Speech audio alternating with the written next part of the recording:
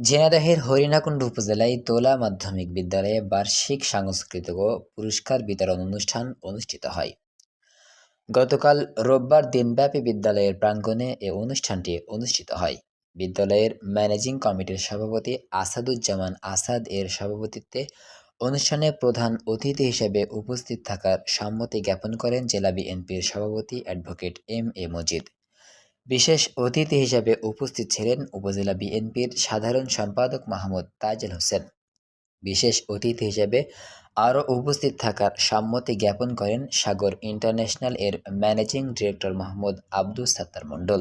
এছাড়াও উপস্থিত ছিলেন জেলা বিএনপি যুগ্ম সাধারণ সম্পাদক ও বাংলাদেশ কলেজ শিক্ষা সমিতির কেন্দ্রীয় কমিটির যুগ্ম সাধারণ সম্পাদক কামাল উদ্দিন, উপজেলা বিএনপির সাংগঠনিক সম্পাদক আব্দুল মমিন, উপজেলা যুবদলের যুগ্ম আহ্বায়ক নাজমুল হুদা রিপন, বিদ্যালয়ের প্রধান শিক্ষক মাহমুদ কামরুল হাসান ফারুক সহ আরও অনেকেই।